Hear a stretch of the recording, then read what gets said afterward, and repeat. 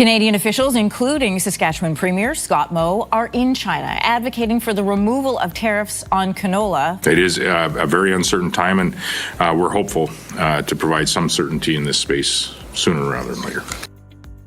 In early August, Beijing imposed a 75.8% anti-dumping duty on Canadian canola seed.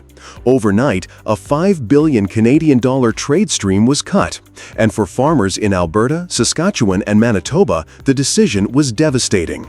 Canola is not just a crop, it is the foundation of household income across the prairies and a key pillar of Canada's agricultural exports. By raising the tariff, China signaled that it believed it could hold the upper hand, using pressure on canola to force Canada to soften its own stance on electric vehicle tariffs. But has this strategy really worked? The reality suggests that China may eventually need to step back, because the cost of replacing Canadian canola is higher than expected. The first test came in Ottawa. On September 9, Prime Minister Mark Carney announced a $370 million biofuel production incentive to help farmers cope with the shock. The plan included changes to Canada's clean fuel regulations, new marketing funds, and higher loan limits for producers. Saskatchewan's premier welcomed the measures and confirmed that provincial officials were exploring ways to expand renewable diesel blending. These adjustments matter because they create a domestic outlet for canola seed, oil, and meal, reducing immediate dependence on China. At the same time, Canadian exporters began redirecting shipments abroad. From January to July, Japan imported nearly 1 million tons of seed, the European Union close to 800,000, Mexico almost 500,000, and the United Arab Emirates more than 260,000. In parallel, the United States remained a reliable buyer, absorbing over 1 million tons of Canadian oil and nearly 2 million tons of meal. Step by step, Canada showed that it had tools to adapt and to cushion the loss of its largest customer. For Beijing, the challenge has been just as stark. Australia quickly appeared as the alternative, but most of its nearly 5 million tons of canola exports in the 2023-24 crop year were already contracted to Europe. Volumes available for China were limited, despite the advantage of closer shipping routes. India offered rapeseed meal, yet the supply could not fully match Canada's role and the nutritional profile was not identical. Russia, Ukraine, and Kazakhstan brought some oil and seed to the table, but inconsistent quality and transport risks kept them from filling the gap. Faced with these limits, China leaned harder on soybeans, increasing imports for both oil and meal, but this raised costs and created new dependencies. The picture is clear. China can diversify, but none of its options provide the same scale, consistency, and reliability that Canada had offered for decades. That imbalance explains why compromise is not only possible but likely. Canadian canola once supplied about a quarter of China's import needs, and cutting it off entirely has already strained feed markets, especially aquaculture and livestock. Substituting soybeans and palm oil can help in the short term, yet neither can replace the mix of oil and protein that canola provides. The Ministry of Commerce's decision in September to extend its anti-dumping probe by 6 months, pushing the deadline to March 9, 2026, underlines the point. It buys time, but it also signals that Beijing is leaving the door open to negotiation. For Canada, the strategy is to hold steady, expand biofuel demand at home, and build ties with trusted partners abroad. For China, the cost of insisting on maximum pressure may outweigh the benefits. In the end, the dispute over canola illustrates a larger truth. In a world of shifting alliances and contested trade flows, leverage is never absolute. Both countries need each other, and sooner or later, that reality will come back to the table. Energy prices are climbing more than twice as fast as inflation as the impacts of Trump administration policies begin to take effect. Across the United States, energy prices are climbing at a pace households cannot ignore. The Consumer Price Index rose by 2.7% over the past 12 months, but energy bills jumped more than 5.5%. Nearly 60 utility companies are preparing to raise rates in 2025, adding more than $38 billion for electricity customers and another $3.5 billion for natural gas users. Demand for power is surging faster than at any point in decades. We have never seen a demand for energy at this level for decades. And a lot of that is driven by data centers, artificial intelligence, electric cars, the way we're electrifying our lives. We're requiring more power now than we ever have for decades. Data centers for artificial intelligence, the spread of electric vehicles, and the electrification of daily life are putting immense pressure on an aging grid. At the very moment when President Donald Trump is calling for manufacturing to return to American soil, the foundation of that vision, cheap and reliable energy, is under strain. Recently, Trump held a call with Canadian Prime Minister Mark Carney. Ottawa described it as a wide-ranging conversation on trade and economic priorities. The call raises a larger question. If America wants to bring production back home, and if energy is the missing piece, was Trump reaching out to Canada because he knows that Carney holds much of what he needs? Trump has built his second term around tariffs as a lever to force companies back to U.S. soil. This month, he announced a 100% tariff on imported semiconductors, with exemptions only for firms that commit to manufacturing inside the United States. The goal is clear. By raising the cost of imports, Washington hopes to push supply chains to relocate. This strategy does not stop with technology. Tariffs on steel and aluminum remain at 50%. Imports of transformers and electrical equipment essential for the grid are also caught. The administration wants to tilt the playing field toward domestic production, but the unintended consequence is rising costs for the very infrastructure needed to power Trump's vision. Coal plants are being kept open longer, and proposals for new gas plants have been revived. Yet building a plant takes years, and turbine costs have tripled. Coal is still more expensive than natural gas or renewables. Regulators warn that extending the life of coal plants will add costs that utilities pass on to customers.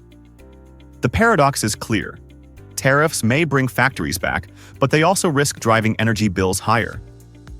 My government fully recognizes that to build Canada into an energy superpower will make Canada the global supplier of choice for critical metals and minerals, diversifying our trading partners and increasing our strategic leverage with the United States.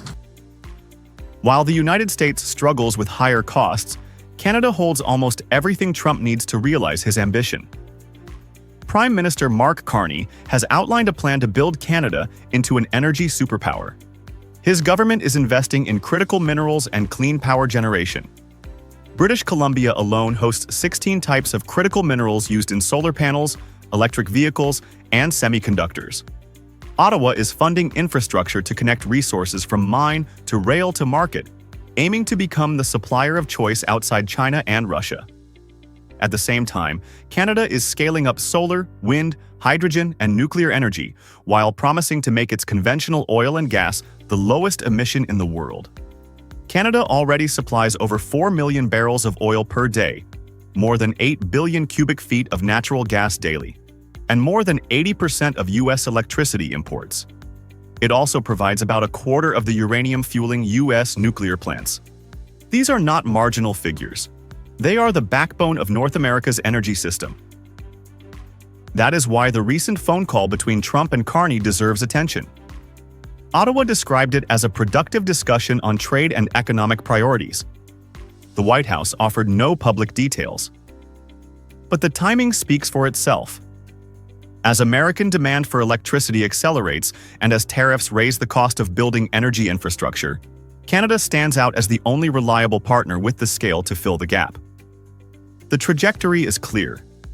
Trump's tariffs may generate headlines and political momentum, yet they carry a price that American consumers are already beginning to pay.